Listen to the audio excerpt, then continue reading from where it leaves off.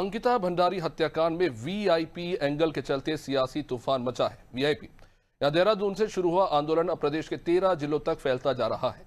Coat द्वार court से 3 दोषियों को सजा मिले, 7 महीने का समय तो बीत गया, लेकिन वो वीआईपी कौन था? वीआईपी के नाम और उसकी भूमिका को लेकर सवाल उठ रहे हैं और सवालों ने लोगों को सड़कों पर ला खड़ा किया है। सरकार इसका कहना है कि किसी भी अपराधी को नहीं बख्शा है। मुख्यमंत्री धामी कई बार दोहरा चुके हैं कि न्याय की राह में सरकार पीछे नहीं, तो वही सत्ता पक्ष इस आंदोलन को विपक्ष की राजनीति बता रहा है। राजनीतिक सक्रियता और 2027 के विधानसभा चुनाव से जोड़कर देखा जा रहा है, जबकि कांग्रेस और सामाजिक संगठन इसे राजनीतिक नहीं बल्कि एक बेटी को इंसाफ दिलाने की लड़ाई बता रहे हैं। कांग्रेस की ओर से साफ कहा गया है कि अगर न्याय की मांग करना राजनीति है तो ये लड़ाई जारी। अब ऐसे में वीआईपी एंगल ने न सिर्फ अंकिता के केस को दोबारा केंद्र में ला खड़ा किया, बल्कि अब सवाल है कि यह आंदोलन न्याय तक पहुंचेगा या 27 की चुनाव की सियासत की भेंट चढ़ जाएगी।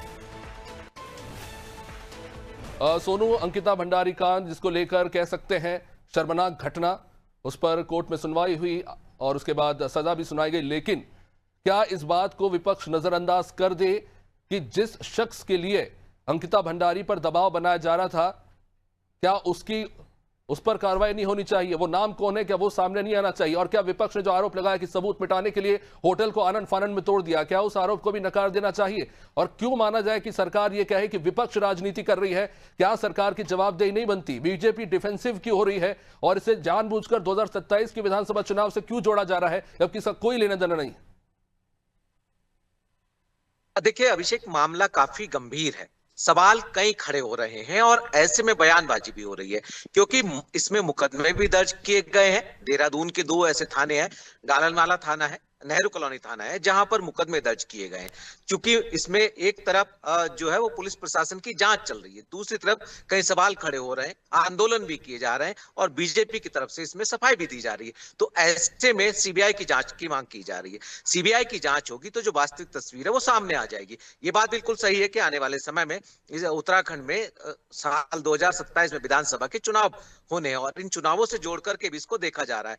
अब चूंकि गांव से लेकर शहर तक इस मामले में सियासी तूफान हम उत्तराखंड में कहें कि आ गया है और ऐसे में जहां बीजेपी की तरफ से अलग अलग दिन अलग अलग समय में मंत्रियों की तरफ से पलटवार किया जा रहा है, तो वहीं विपक्ष की तरफ से कई सवाल खड़े किए जा रहे हैं। अब यह देखना होगा कि पुलिस की जांच और सत्ताधारी पार्टी की तरफ से जो इसमें जवाब दिए जा रहे हैं, क्या वाकई विपक्ष इनसे पूरी तरह संतुष्ट हो पाएगा और इनके जवाब वास्तव में कब तक सामने आ जाएंगे, ये देखना होगा। अभिषेक, निश्चित रूप से बहुत बहुत शुक्रिया सोनू। तो जाहिर तौर पर देखना होगा कि ये जांच आगे कहां जाती है, या फिर अंकिता भंडारी के मामले में इंसाफ के लिए जो लड़ाई हो रही है सामाजिक स्तर पर कह लीजिए, राजनेता जो इसमें जुड़े हुए हैं उनको ले लीजिए, क्या वो सिर्फ राजनीति की भेंट चढ़ जाएगा? क्या इस मामले पर से सियासत और बयानबाजी होती रहेगी, या फिर सच में अंकिता भंडारी की मौत के पीछे जो लोग शामिल हैं उनको सजा मिलेगी, जो लोग अगर छूट गए हैं तो?